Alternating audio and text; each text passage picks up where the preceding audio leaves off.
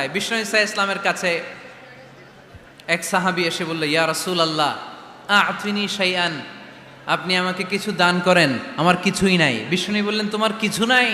সাহাবী বললেন, ইয়া রাসূলুল্লাহ ঘরে আমার শুধু দুইটি জিনিস আছে। কয়টা? চিল্লায় বলেন, কয়টা? এক হচ্ছে একটা জামা, দুই হচ্ছে পানি খাওয়ার একটা জগ। বিষ্ণু বললেন, এই দুইটাই নিয়ে আস। বিশ্বনবীর কথা শুনে ওই সাহাবী ঘর থেকে জামা নিয়ে আসলেন, পানি খাওয়ার জগ নিয়ে আসলেন। বিশ্বনবী সাল্লাল্লাহু আলাইহি ওয়াসাল্লাম ওনার মোবারক হাত দিয়ে এক হাতে জামা ধরে আরেক হাতে পানির জগটা ধরে সাহাবীদের দিকে উদ্দেশ্য করে বললেন, মাইয়াশতারি হাদাইন, এই দুইটা জিনিস কেনার মতো কে কে আছে দেখি? কয়েকজন হাত তুলল। বিশ্বনবী বললেন, কত দিয়ে কিনবা? এক সাহাবী বলে, ইন্নী আশতারিহিমা বিদিরহাম, ও নবী যদিও এগুলো আমার দরকার নাই, কিন্তু আপনি যেহেতু নিলামে ডাক তুলেছেন, ইয়া রাসূলুল্লাহ ইয়া হাবিবাল্লাহ, আপনার সম্মানে আমি 1 দিরহাম দিয়ে দুইটা জিনিস কিনে নেব।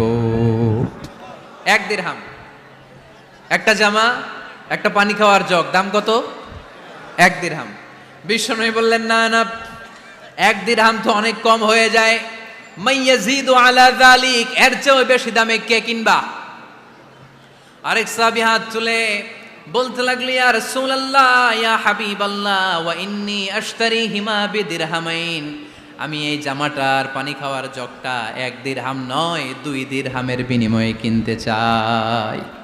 বিষ্ণু ইসা ইসলাম ওই সাহাবাকে দিয়ে দিলেন। দিয়ে 2 দিরহাম নিয়ে যে লোকটা ভিক্ষা করতে এসেছিল তার হাতে 2 দিরহাম দিয়ে বললেন, যাও 1 দিরহাম দিয়ে ঘরে খাবার কিনে দিয়ে আসো, আরেক দিরহাম দিয়ে একটা কুঠার কিনে নিয়ে আসো। শুনতেছেন? কি কিনে নিয়ে আসো? কুঠার দিয়ে কি করে? গাছ কাটে। ওই সাহাবী কুঠার কিনে নিয়ে আসার পরে বিশ্বনবী নিজ হাতে কুঠারের মধ্যে একটা কাঠের হাতল লাগাই দিলেন। আল্লাহু আকবার! হাতল ছাড়া কুঠার ইউজ করা যাবে? বিশ্বনবী নিজ হাতে ওই কুঠারের ভেতরে একটা হাতল লাগাই দিলেন আর বললেন, লা উরিদু আন আরাকা 15 আইয়াম, এই কুঠার নিয়ে জঙ্গলে যাও, গায়ে অনেক শক্তি আছে, কাঠ কাটো, এই কাঠ কেটে বাজারে বিক্রি করো, সামনের 15 দিন যেন আমি আমার চোখের সামনে তোমার না দেখি। বিশ্বনবীর পরামর্শ অনুযায়ী কুঠার নিয়ে ওই সাহাবী জঙ্গলে চলে গেলেন। কাঠ কেটে বাজারে বিক্রি করতে করতে 15 দিন পরে 10 দিরহাম নিয়ে বিশ্বনবীর দরবারে হাজির হয়ে গেলেন। 10 দিরহাম নিয়ে বিশ্বনবীর কাছে হাজির হয়ে গেলেন। সাহাবী এসে বলল, ইয়া রাসূলুল্লাহ এখন আর আমার ভিক্ষা করা লাগে না, আমার গায়ে অনেক শক্তি আল্লাহ দিয়েছে, আই এম ভেরি এনার্জেটিক, আপনার দেয়া বরকতের কুঠার দিয়ে আমি কাঠ কেটে কেটে স্বাবলম্বী হতে শুরু করেছি। সুবহানাল্লাহ পড়েন। আমি এখন 10 দিরহামের মালিক। বিশ্বনবী বললেন, লা আইয়াহতাতিবা আহাদুকুম হুজমাতান আলা যাহরিহি খায়রুম মিন আইয়াসআলা শাইআন ফায়ু'তিয়াহু আও ইয়ামনাহু, যাদের গায়ে শক্তি আছে তারা ভিক্ষা না করে কাঠ কেটে পিঠে সেই বোঝা নিয়ে বাজারে বিক্রি করা অনেক ভালো, কারণ কারো কাছে যদি তুমি হাত পাতো সে দিতেও পারে, নাও দিতে পারে, আর কষ্ট করলে কষ্ট কোনোদিন বৃথা যায় না। চিল্লায় বলেন ঠিক কিনা? বিষ্ণু ইসা ইসলামের অনুপ্রেরণায় এই সাহাবা অল্প কিছুদিনের ব্যবধানে স্বাবলম্বী হয়ে গেলেন। What is the moral of the story? বিশ্বনবীর এই প্রফেটিক স্টোরি থেকে আমাদের কি শিক্ষা?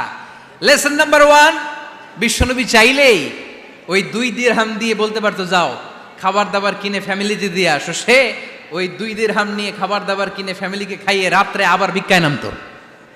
কথা কন, রাত্রে কি করতো? ভিক্ষায় নামতো। বিষ্ণু ইসা ইসলাম তাকে কাজ করে খাওয়ার জন্য উৎসাহ দিলেন। পাশাপাশি বিষ্ণু ইসা ইসলাম পার্মানেন্ট সলিউশন দিলেন। এজন্য পার্মানেন্ট সলিউশনের ব্যবস্থা করতে হবে। অনেকে আমরা যাকাত দেই, যাকাতের শাড়ি দেই, যাকাতের লুঙ্গি দেই, আছে না নাই? লক্ষ্মীপুরে এরকম দেয় নাকি? কি দেয়? হ্যাঁ, গাড়ি, গাড়ি দেয়, শাড়ি না।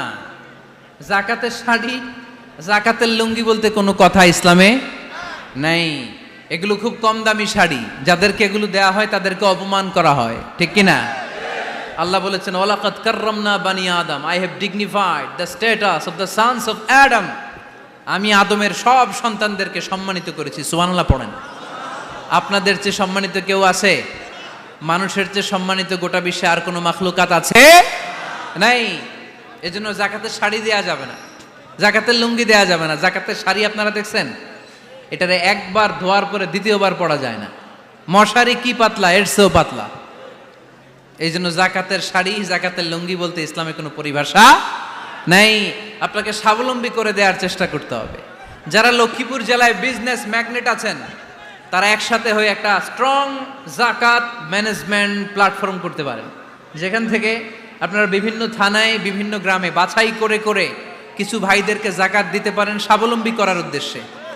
যেই ফ্যামিলিকে আছে, কি নাম এটার, পল্লী উন্নয়ন ক্লাব, মাশাআল্লাহ, জাকাত ফান্ড দিয়ে বিদেশে লোক পাঠায়। এর চেয়ে সুন্দর পদ্ধতিতে জাকাত বিতরণ আর হতে পারে? যেই লোকটাকে, যেই ছেলেটাকে বিদেশে পাঠানো হয়েছে, ওই ফ্যামিলিটা আর কোনোদিন জাকাতের শাড়ি নেওয়ার জন্য লাইনে দাঁড়াবে? যেই ছেলেটাকে ওনারা অস্ট্রেলিয়ান গাভী কিনে দিছে, দুধ বিক্রি করে যেই ফ্যামিলিটা স্বাবলম্বী হতে শুরু করেছে, তারা আর কোনোদিন জাকাতের লাইনে যেয়ে দাঁড়াবে না। এজন্য জাকাত দিতে হবে স্বাবলম্বী করার জন্য। ইসলাম আমাদেরকে এটাই শিখিয়েছে, কাজ করে খেতে হবে। কাজে লজ্জা নেই, লজ্জা হচ্ছে অলসতায়। লজ্জা কিসে? আজকের আলোচনা থেকে এটা মুখস্থ করে নিতে হবে, কাজে লজ্জা নেই। লক্ষ্মীপুরের ইয়াংস্টারেরা শ্রমে লজ্জা নেই, পরিশ্রমে লজ্জা নেই, লজ্জা অলসতায়। লজ্জা কিসে? আরো জোরে। নবীরা কি এমনি এমনি বসে বসে খাইছে?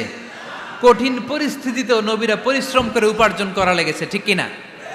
সাইয়েদনা মারিয়াম আলাইহিস সালাম, যার নামে আল্লাহ তাআলা কোরআনে একটা সূরা দিলেন, উনি পৃথিবীতে এমন একজন মহিয়সী নারী, যেই নারীর গর্ভে, যেই নারীর পেটের ভেতরে স্বামীর স্পর্শ ছাড়া সন্তান দিয়েছে কে? সাইয়েদনা ঈসা আলাইহিস সালাম পেটে আসলেন। মারিয়াম আলাইহিস সালাম লজ্জা পেলেন। হায় হায়, কেমন করে এলাকাবাসীদের কাছে আমি আমার মুখ দেখাবো? বিয়ে করি নাই, স্বামী নাই, বিয়ে হয় নাই, স্বামী নাই, কিন্তু পেটে সন্তান চলে এসেছে। হায় হায়, এলাকায় কেমনে মুখ দেখাবো? লজ্জায় পড়ে মারিয়াম আলাইহিস সালাম এলাকা থেকে চলে গেলেন। কি অবাক করে কাণ্ড! বাচ্চা ভূমিষ্ঠ হওয়ার জন্য, বড় হওয়ার জন্য 6 মাস 7 মাস লাগে নাই, পেটে বাচ্চা আসার সাথে সাথে বাচ্চাটারে বড় করে দিয়েছে কে? সাইয়েদাতুনা মারিয়াম আলাইহিস সালাম এবার বসে পড়লেন, বুঝতে আরম্ভ করলেন প্রেগন্যান্সির পেইন উঠেছে। হঠাৎ করে পেট থেকে বাচ্চা ভূমিষ্ঠ হয়ে যাওয়ার পরে উনি কাঁপতে আরম্ভ করলেন। ক্ষুধার চোটে খাবার কিছু নাই, সামনে ঝরনা, উপরে একটা খেজুর গাছ। সাইয়েদনা ঈসা আলাইহিস সালামকে কোলে নিয়ে মারিয়াম আলাইহিস সালাম মনে মনে ভাবে, হায় রে, কেউ যদি একটু খেজুর পেড়ে দিত, এই ক্ষুধার মুহূর্তে আমি খেজুর খেয়ে পেটের ক্ষুধা নিবারণ করতাম। রব্বুল আলামিন মারিয়ামকে উদ্দেশ্য করে আয়াত নাজিল করে দিলেন, ওয়া হুজ্জি ইলাইকি বিজিযিন নাখলাতি তুসাকিত আলাইকি রতবান জানিয়া। কোরআন সাক্ষী, হুজ্জি ইলাইকি বিজিযিন নাখলা, এর মানে হচ্ছে মারিয়াম, কেউ পেড়ে দিবে না, একটু কষ্ট করে হাতটা উঁচু করে খেজুরের ডালা ধরে ঝাঁকুনি মারো, টষ্ট শেখ, কাঁচা পাকা খেজুর নিচের দিকে পড়বে, তারপর তুমি তুলে খাবে। সুবহানাল্লাহ পড়েন। আল্লাহ চাইলে অটোমেটিক্যালি কারামাত হিসেবে খেজুরগুলো নিচে ফেলতে পারতেন না? কথা কন, খেজুরগুলো অটোমেটিক্যালি নিচের দিকে পড়ছে? পড়ে নাই। আল্লাহ শিক্ষা দিয়েছে, যেই পরিস্থিতিতে থাকো না কেন, তোমাকে শ্রম ব্যয় করে, কষ্ট করে তোমার উপার্জন করতে হবে, রিজিকের বন্দোবস্ত করতে হবে। চিল্লায় বলেন ঠিক কিনা? ইসলাম আমাদেরকে এটাই শিখিয়েছে, কাজে লজ্জা নাই। আবার বিশ্বনবী বললেন, ইন খামাতিস সাআ ওয়া ফি ইয়াদি আহাদিকুম ফাসিলাতুন, তোমাদের কারো হাতে যদি একটা চারা বীজ থাকে, সে যদি দেখে কিয়ামত হতে শুরু করেছে, ফাইন ইসতাতাআ আন ইয়াগরিসাহা ক্বাবলা আন তাকুমাস সাআ ফালইয়াগরিসহা। কারো হাতে একটা চারা বীজ নিয়ত করেছে, চারা বীজটা রোপণ করবে, ইন দ্য মিন টাইম দেখলো কিয়ামত হতে শুরু করেছে, বিশ্বনবী বললেন, যদি তোমার সুযোগ থাকে কিয়ামত হওয়ার আগে চারা বীজটা রোপণ করে দাও। কথা বুঝতে পেরেছেন? আপনার হাতে একটা চারা বীজ, আপনি প্ল্যান করেছেন এই চারা বীজটা রোপণ করবেন। ইন দ্য মিন টাইম দেখলেন কি হওয়া শুরু হয়েছে? ইযা জুলজিলাতিল আরদু জিলজালাহা, দ্য বিগেস্ট আর্থকোয়েক, ভূমিকম্প শুরু হয়েছে, কিয়ামত হয়ে যাবে। বিশ্বনবী বললেন, কিয়ামত হইতেছে ওদিকে, আর তোমার হাতে যদি চারা বীজ থাকে দেরি করো না, কিয়ামত তোমার কাছ পর্যন্ত আসার আগে সুযোগ পেলে চারা বীজটা রোপণ করে দাও। ইসলাম শিখিয়েছে শেষ নিঃশ্বাস পর্যন্ত তোমাকে লড়ে যেতে হবে। এই পৃথিবীতে কেউ কাউকে জায়গা করে দেয় না, জায়গা করে নিতে হয়। এই পৃথিবীটা, the life is not a bed of roses, এটা ফুল বিছানো কোনো ফুল সজ্জা নয়, এটা কণ্টকাকীর্ণ। কেউ আপনার স্পেস করে দিবে না, কেউ আপনাকে সুযোগ করে দিবে না, কেউ আপনার জায়গা করে দিবে না, বরং আপনি জায়গা করে নিলে টাইনা নিচে নামাবে। কথা বলেন। এজন্য কখনো অলসতাকে স্থান দেয়া যাবে। রসুল বাত্তালি দুঃখানু শয়তান, অলস মস্তিষ্ক শয়তানের আড্ডা। অলস যদি কেউ থাকে এটাতে টেনে বেঁধে কাজে নামাবেন, পারা যাবে? আলহামদুলিল্লাহ লক্ষ্মীপুরে এরকম অলস ছেলে পেলে নাই।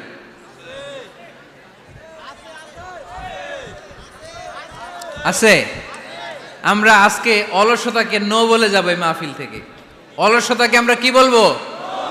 আওয়াজ করে বলতে হবে। অলসতাকে কি বলবো আমরা? মুমিনের জীবনে কোনো অলসতা নাই।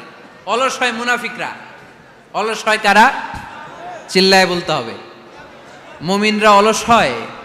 অলস হয় কারা? এজন্য কোরআনে আল্লাহ একথাও বলে দিলেন, ওয়াইদা কামু ইলাস সালাতি কামু কুসালা ইউরাউনান নাসা ওয়ালা ইয়াযকুরুনাল্লাহা ইল্লা কালিলা। সুবহানাল্লাহ পড়েন। মুনাফিকরা যখন মানুষকে দেখানোর জন্য নামাজে যায়, ওই নামাজে তাদের ইখলাস নাই, ওই নামাজের ভেতরে তাদের কোনো খুশু খুদু নাই, ওই নামাজের ভেতরে আছে শুধু অলসতা। ওই নামাজে কি আছে? কিন্তু আমরা যখন নামাজে যাই আমাদের অলসতা আছে? আমরা নামাজ পড়লে আমাদের হৃদয়টারে সজীব করে দেয় কে? আমরা উযু করলে আমাদের মনটাকে চাঙ্গা করে দেয় কে? আমরা মসজিদে ঢুকলে হৃদয়টাকে প্রাণবন্ত করে দেয় কে? মুমিন তো নামাজে গেলে চাঙ্গা হয়, মুমিন ওযু করলে চাঙ্গা হয়। বিষ্ণু ঈসা ইসলাম বললেন, ইয়াকিদু শাইতানু আলা কাফিয়াতি রাসি আহাদিকুম ইদা নাম। খেয়াল করে শুনবেন লক্ষ্মীপুরের ভাইয়েরা, চমৎকার একটা হাদিস। আমরা যখন ঘুমোতে যাই, শয়তান আমাদের প্রত্যেকের মাথার পিছনে 3টা অলসতার গিট মারে। কয়টা? আওয়াজ করে বলেন। 3টা অলসতার গিট মারে। ইয়াকিদু শাইতানু আলা কাফিয়াতি রাসি আহাদিকুম সালাসা উকাব। 3টা গিট মারে যখন আমরা ঘুমোতে যাই। অলসতার 3টা গিট মেরে আমাদের কানের সামনে এসে ফিসফিস করে মন্ত্র পড়তে থাকে, আলাইসা লাইলুন তাওয়িলুন ফারকুদ, আলাইসা লাইলুন তাওয়িলুন ফারকুদ। বিশাল লম্বা রাত, ঘুমাও। অনেক সময় আছে, ঘুমাও। রাত 5টা বেজে যাচ্ছে, তাহাজ্জুদের সময় শেষ হয়ে যাচ্ছে, তখনও শয়তান বলে রাত অনেক লম্বা, ঘুমাও। ফজরের সময় পার হয়ে যাচ্ছে, সূর্য উঠে যাচ্ছে, শয়তান বলে আলাইসা লাইলুন তাওয়িলুন ফারকুদ, এখনো অনেক সময় আছে, লম্বা লম্বা লম্বা চৌড়া রাত পড়ে আছে, তুমি ঘুমাও। বিশ্বনবী বললেন, ফাইন ইস্তাইকাযা ওয়া যাকারাল্লাহ ইনহাল্লাত উকদা। আমার উম্মতের কেউ যখন ঘুম থেকে জেগে ঘুম থেকে ওঠার দোয়া পড়া শুরু করে দেয়, অলসতার প্রথম গিটটা সাথে সাথে খুলে দেয় কে? আপনি ঘুম থেকে উঠেই যখন ঘুম থেকে ওঠার দোয়া পড়বেন, আপনার অলসতার প্রথম গিট খুলে দেয় কে? ঘুম থেকে ওঠার দোয়াটা কি? আলহামদুলিল্লাহিল্লাযী আহইয়ানা বা'দামা আমাতানা ওয়া ইলাইহিন নুশুর। প্রশংসা সে আল্লাহ, যে আল্লাহ আমাদেরকে লম্বা একটা ঘুম শেষে, মৃত্যু শেষে আমাদেরকে ঘুম থেকে উঠালেন। এই দোয়াটা পড়ার সাথে সাথে শয়তান যে 3টা গিট মারছে, ওই 3টার একটা খুলে দেয় কে? ফাইন তাওয়াদ্দা ইনহাল্লাত উকদা। ঘুম থেকে জেগে ঘুমের দোয়া পড়ার পরে যখন কেউ ওযু করে ফেলে, অলসতার দ্বিতীয় গিটটাও খুলে দেয় কে? ওযু করার পরে ফাইন সাল্লাত ইনহাল্লাত উকদা, নামাজের মুসল্লায় দাঁড়িয়ে যখন নামাজ শুরু করে দেয়, অলসতার 3 নাম্বার গিটটাও খুলে দেয় কে? 3টা গিট যখন খুলে দেয়, বিষ্ণু ঈসা ইসলাম বললেন, ফাআসবাহা নাশীতাল কলব। নাশীত, তখন মুমিন বান্দা সজীব হয়ে ওঠে, প্রাণবন্ত হয়ে ওঠে, উচ্ছ্বসিত হয়ে ওঠে। ওয়া ইল্লা খাবিসান নাফসি কাসলান। আর যদি ঘুমিয়ে থাকে, 3টা গিট তার মাথার পেছনে শয়তানের অলসতার লেগে থাকে, তাহলে তার দিনটা শুরু হয় অলসতা দিয়ে, আর সে হয় অলসতার রাজা। চিল্লা এখন ঠিক কিনা? এজন্য আমরা কি অলস হতে চাই না কর্মঠ হতে চাই? কোন নবীরা কি অলস ছিলেন? পৃথিবীতে কোন নবী অলস ছিলেন? সব নবী কর্মঠ ছিলেন। বিষ্ণু ঈসা ইসলাম বললেন, মা বাআসাল্লাহু নাবিয়্যান ইল্লা রাআল গানাম, এই পৃথিবীতে এমন কোন নবী নাই যেই নবী বকরি চড়ায় নাই। কি চড়ায় নাই? বকরিরে আপনারা লক্ষ্মীপুরের ভাষায় কি বলেন? কি বলেন? ছাগল। তো পৃথিবীতে এমন কোন নবী নাই যেই নবী কি চড়ায় নাই? ছাগল চড়ায় নাই। সাহাবারা বললেন, ইয়া রাসূলুল্লাহ আনতা কাযালিক, আপনিও ছাগল চড়াইছেন? বিশ্বনবী সাল্লাল্লাহু আলাইহি ওয়াসাল্লাম বললেন, না, আমিও ছাগল চড়িয়েছি। ওয়া ইন্নী আরআহা আলা কারারাইতি আহলি মক্কা, আমি তো মক্কাবাসীদের অল্প কিছু পয়সার বিনিময়ে তাদের ছাগলগুলোকে চড়িয়ে দিতাম। সুবহানাল্লাহ পড়বেন না? বিষ্ণু ইসা ইসলাম ছাগল চড়াতেন। ছাগল চড়ানো সহজ কাজ না কঠিন কাজ? কেন কঠিন এটা? হ্যাঁ, টেরা খুঁটি মারে। হ্যাঁ, তো ছাগল যারা পালে তারা জানে ছাগল পালা কত কষ্ট। ওরে ডানে টান দিলেও কই যায়? রশি ধরে বায়ে টান দিলে কই যায়? সামনে টানলে কই যায়? পিছনে টানলে কই যায়? সারা সপ্তাহ আপনি সময় পান না এটার গোসল করাবেন। ভাবলেন আজকে জুমার দিন আমিও গোসল করি, এটারও গোসল করাই। এটারে আপনি পুকুর ঘাটে নিবেন, টান দিছেন, ওর বাপের কিরা ও 1 ইঞ্চিও সামনে যাবে না। ঠিক কি না? এই টেরা প্রাণী আল্লাহর কি কি মহিমা! আল্লাহ তাআলা পৃথিবীর সবচেয়ে শ্রেষ্ঠতম মানুষদেরকে ছাগল চড়িয়ে ছেড়েছেন। ঠিক কি না? মা বাআসাল্লাহু নাবিয়্যান ইল্লা রাআল গানাম, এই পৃথিবীতে এমন কোন নবী ছিল না যে নবীরা ছাগল চড়ায় নাই। আল্লাহ বুঝাতে চাইলেন ছাগল চড়ানো অনেক কষ্টের কাজ, অনেক ধৈর্যের প্রয়োজন। এখন নবীরা তোমরা ছাগল চড়াও, কিছুদিন পর ছাগলের চেয়েও টেরা জাতি মানুষ চড়াইতে হবে। মানুষের মধ্যেও টেরা আছে না নাই? ভালো বললে ভালোটা বুঝে না, ডানে যেতে গেলে বায়ে যায়, বায়ে যেতে বললে ডাইনে যায়, এরকম আছে না নাই? সম্মানিত ভাইয়েরা, সমস্ত আম্বিয়া আলাইহিমুস সালাম ওনারা কর্মঠ ছিলেন। সাইয়েদনা আদম আলাইহিস সালাম নিজ হাতে চারা গাছ রোপণ করে চাষাবাদের কাজ করেছেন। সুবহানাল্লাহ পড়েন। সাইয়েদনা ইব্রাহিম আলাইহিস সালাম চাষাবাদের কাজ করেছেন। সাইয়েদনা দাউদ আলাইহিস সালাম নিজ হাতে যুদ্ধের জন্য যে পোশাক পরতে হয়, যেটা পরলে গায়ের মধ্যে ছুরি মারলেও ঢুকে না, ওই শিরস্ত্রাণ বানিয়েছেন, নিজ হাতে তলোয়ার বানিয়েছেন। সুবহানাল্লাহ পড়েন। সাইয়েদনা মূসা আলাইহিস সালাম ছাগল চড়িয়েছেন। সাইয়েদনা মূসা আলাইহিস সালামের মেজাজ নরম না গরম? নবীদের মধ্যে সবচেয়ে বেশি মেজাজওয়ালা নবী ছিলেন মূসা আলাইহিস সালাম। উনিও 8 থেকে 10 বছর সাইয়েদনা শুআয়ব আলাইহিস সালামের এরিয়াতে ছাগল চড়িয়েছেন। চিল্লায় বলেন সুবহানাল্লাহ। এজন্য নবীরা যেহেতু কাজ করেছেন, কর্মঠ ছিলেন, আমরাও কর্মঠ হব। ঠিক কি না? সাহাবারাও কর্মঠ ছিলেন, বিশ্বনবীর সাহাবারাও ব্যবসা করতেন। সাইয়েদনা আবু বকরের বিশাল ব্যবসা প্রতিষ্ঠান ছিল। সুবহানাল্লাহ পড়েন। আপনারা হজ উমরা করেছেন কে কে দেখি? করছেন? মাশাআল্লাহ। যারা করে নাই আল্লাহ তাদেরকেও আল্লাহর ঘর জিয়ারতের তুমি নসিব করো। আমিন। বিশ্বনবীর মাকবারার সামনে দাঁড়িয়ে আমরা যেন সালাম পেশ করতে পারি, তুমি নসিব করো। বাইতুল্লাহ শরীফে এবং মসজিদ নববীতে আমরা যেন সালাত আদায় করতে পারে, আল্লাহ তুমি নসিব করো। সাইয়েদনা আবু বকর রাদিয়াল্লাহু তাআলা আনহুর ব্যবসা প্রতিষ্ঠান ছিল মক্কার কাবা ঘরের পাশেই। উনার ব্যবসা প্রতিষ্ঠানগুলো যেখানে ছিল ঠিক ওইখানেই সৌদি সরকার এখন শপিং মল বানিয়ে দিয়েছে, মাতজার আবু বকর। মক্কা শহরের যেখানে বহিরাগতরা এসে ওখানে ছাগল, ওখানে ঘোড়া, উট এগুলো রাখতো, আস্তাবল রাখতো, ঘোড়া আর উট যেখানে রাখা হতো ঠিক ওই জায়গায় সৌদি সরকার ওটার পার্কিং লট বানায় দিচ্ছে। মানে যেখানে আগে সাহাবাদের ব্যবসার জায়গা, ওইখানে বর্তমানে শপিং মল।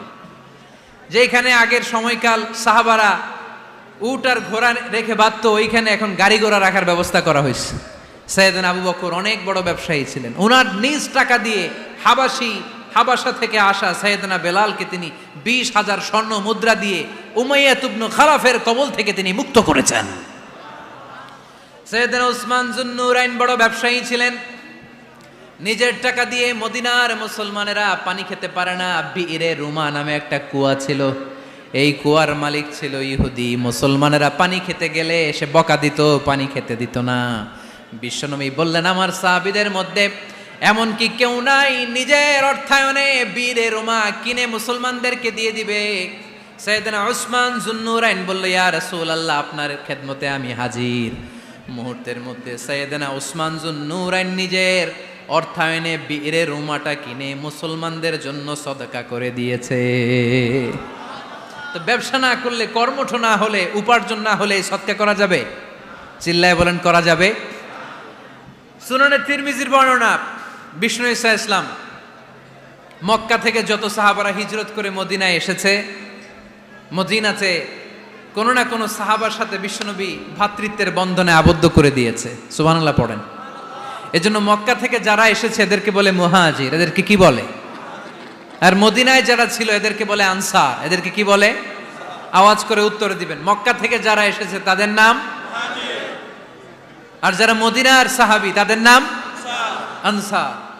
আজকে এই মাহফিলে লক্ষ্মীপুর এর বাইরে থেকে কারা কারা আসছেন দেখি?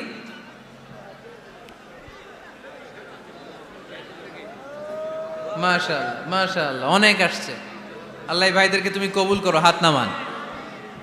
এই যে লক্ষ্মীপুরের বাইরে থেকে যে ভাইরা আসছে তারা লক্ষ্মীপুরের মেহমান, ঠিক কিনা?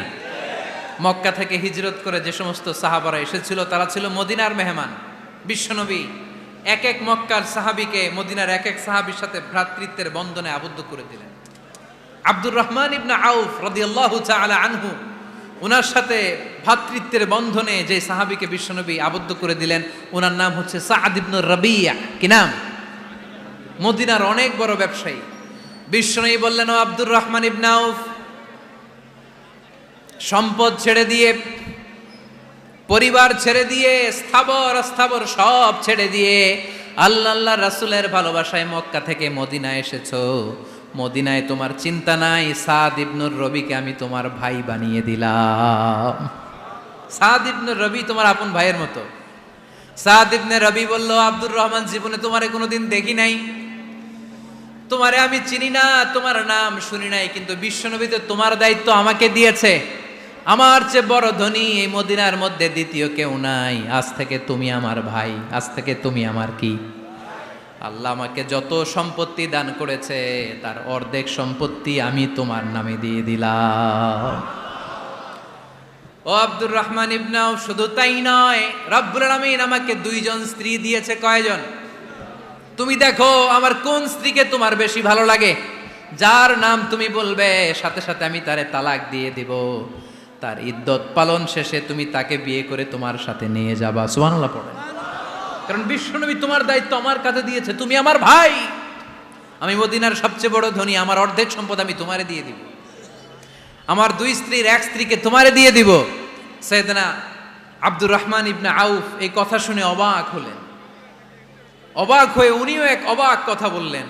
উনি বললেন, লা হাজাতা লি ফি ইয়া আখি, ও আমার প্রাণের ভাই, তোমার কথা শুনে আমার হৃদয়টা ভরে গিয়েছে, কিন্তু তোমার সম্পদেরও দরকার আমার নাই, তোমার স্ত্রীরও দরকার আমার নাই। বারাকাল্লাহু ফি মালিক ওয়া লি আহলিক, আল্লাহ তোমার মালেও বরকত দেখ, তোমার সম্পদেও বরকত দেখ। তুমি শুধু একটু কষ্ট করবা। কি কষ্ট? দুল্লানি আলা সুক, show me the way to the market.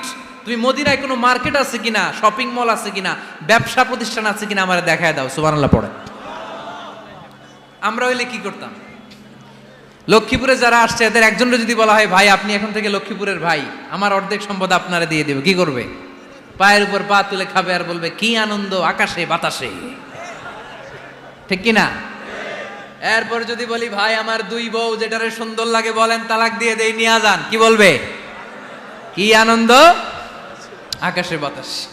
আল্লাহ রাসূলের সাহাবী আব্দুর রহমান ইবনে আউফ বললেন, লা হাজাতা লি ফি, আমার দরকার নাই, দুল্লানি আলা সুক, just show me the way to market, এখানে মার্কেট কই আছে দেখায় দাও। অবাক হয়ে গেলেন সাদ বিন রবি, বললেন, ও আব্দুর রহমান ইবনে আউফ, ঠিক আছে, তুমি যদি নিতে না চাও তোমারে আমি জোর জবরদস্তি করব না। শুনে রাখো, মদিনাতে ইহুদিদের কয়নুকার একটা বাজার আছে। এই কথা বলার সাথে সাথে আব্দুর রহমান ইবনে আউফ চলে গেলেন। এর পরের দিন অল্প কিছু পনির আর ঘি দিয়ে ব্যবসা শুরু করলেন। পনির আর ঘিয়ের ব্যবসা করতে করতে করতে করতে ব্যবসায় তিনি এত লাভ করলেন, উনি বললেন, আমি যদি কখনো মদিনার বালুর মধ্যে হাত দিতাম ওই বালুটারও সোনা বানায় দিত কে? দুল্লানি আলা সুক। লক্ষ্মীপুরের কর্মঠ যুবক ভাইয়েরা, এ আব্দুর রহমান ইবনে আউফ আমাদের প্রেরণা। উনি অন্যের ঘাড়ে পাড়া দিয়ে খেতে চায় নাই, আরেকজনের উপর ডিপেন্ডেন্ট বা নির্ভরশীল হতে চায় নাই। তিনি স্বাবলম্বী হওয়ার শিক্ষা, লেসেন কিয়ামত পর্যন্ত গোটা বিশ্বের যুবকদের জন্য রেখে গিয়েছে। চিল্লায় বলো ঠিক কিনা? দুল্লানি আলা সুক, show me the way to market. Market কোথায় দেখাও। পনির আর ঘি নিয়ে ব্যবসা করতে করতে কয়েক মাসের ব্যবধানে ইতিহাস সাক্ষী সাইয়েদনা আব্দুর রহমান ইবনে আউফ মদিনার বিশাল বড় বিজনেস ম্যাগনেটে পরিণত হয়ে গেলেন। চিল্লায় পড়েন আল্লাহু আকবার। এজন্য ব্যবসার ভিতরে বরকত ঢুকিয়ে দিয়েছে কে? বিষ্ণু বললেন আত-তাজিরা সাদুকাল আমিন মা'আন নাবিয়্যিন ওয়াস সিদ্দীকিন ওয়াশ শুহাদাই ওয়াস সালিহিন। আমানতদার ব্যবসায়ী তারা সাধারণ কোনো মানুষ নয়, কিয়ামতের দিন নবীদের সাথে হাসর হয়ে যাবে। আপনারা যারা ব্যবসা করেন, এটা সাধারণ বিষয় নয়। বিষ্ণু ইসলাম নিজেও ব্যবসায়ী ছিলেন। ওনার জীবনের প্রথমে তিনি খাদিজা রাদিয়াল্লাহু তাআলা আনহার ব্যবসার স্টাফ হয়ে কাজ শুরু করেছেন, এরপর নিজে ব্যবসা শুরু করেছেন। এরপরে খাদিজাতুল কুবরা রাদিয়াল্লাহু তাআলা আনহা সব সম্পত্তি বিয়ের পরে বিশ্বনবীর পায়ের সামনে ঢেলে দিয়েছেন। বললেন, ইয়া রাসূলুল্লাহ, এই সম্পদ আমি আপনাকে দিয়ে দিলাম, আপনি ইচ্ছামতো দিনের প্রয়োজনে খরচ করেন। সুবহানাল্লাহ পড়েন। এজন্য বিষ্ণু ইসলাম আমাদের জন্য উপমা, আব্দুর রহমান ইবনে আউফ আমাদের জন্য উপমা। যারা ব্যবসা করেন তারা বিষ্ণু ইসলামের সুন্নাহ পালন করছেন। আত-তাজির আস-সাদুক আল আমিন। বিষ্ণুই বললেন সত্যবাদী আমানতদার ব্যবসায়ী, যে ব্যবসা করতে যে মিথ্যা কথা বলে না। অনেক ব্যবসায়ীরা আছে পণ্য চালানোর জন্য মিথ্যা কথা বলে আর কসম কাটে, আছে না নাই? আহা, এমনটা করা যাবে? সকালবেলা স্ত্রীরে বলে, এই গরুগুলা বিক্রি করবো, তুই একটা দাম কত কমো? স্ত্রীরে শিখাই দিচ্ছে, এই গরুর দাম তুই 40,000। তো বউ বলে ঠিক আছে, দাম কইলাম 40,000। তো এরপরে বাজারে যখন গরু বিক্রি করতে যায়, একজন যখন বলে যে ভাই এটা 30,000 টাকা দিয়ে কিনবো, কয় ভাই আল্লাহর কসম সকালে একজন 40,000 দাম কইছে, আমি দেই নাই। আছে না নাই? কৌশল করে। বউরে শিখাইছে সকালে, কয় তুই দাম কর 40,000। তো বাজারে যে সকালে একজন দাম করছে, দাম করে কইছে 40,000 দেই নাই, আপনারা 30,000 কেমনে দেই? এরকম ডাকাইত আছে না নাই? আলহামদুলিল্লাহ লক্ষ্মীপুরে এরকম লোকজন নাই। আরে নাই, আমি কই নাই, এরা কই আছে। লক্ষ্মীপুরের মানুষ খুব ধার্মিক, আমি জানি। লক্ষ্মীপুর, নোয়াখালী, ফেনী এই বেল্টের লোকজন খুব আল্লাহওয়ালা। এদের মধ্যে আল্লাহওয়ালার সংখ্যা বেশি, এখানে আলেম ওলামা বেশি, এখানে মসজিদ মাদ্রাসা বেশি। এই জন্য এই জেলাগুলোতে আল্লাহর রহমতও বেশি। আল্লাহ তুমি এই জেলার ছেলেপেলেদেরকে, এই জেলার লোকদেরকে তুমি কবুল করো, মা বোনদেরকে তুমি কবুল করো। সম্মানিত ভাইয়েরা, এজন্য আজকের মাহফিল থেকে আমরা যেটা শিখলাম সেটা হচ্ছে পরিশ্রমে কোনো লজ্জা আছে? আমরা কাজ করে খাবো, ঠিক কিনা? Never under estimate any job. যুবক ভাইয়েরা, লক্ষ্মীপুরের যুবক ছেলেরা শুনতেছ? এরকম আওয়াজ করতে হবে, কান খাড়া করে শোনো। Never under estimate any job.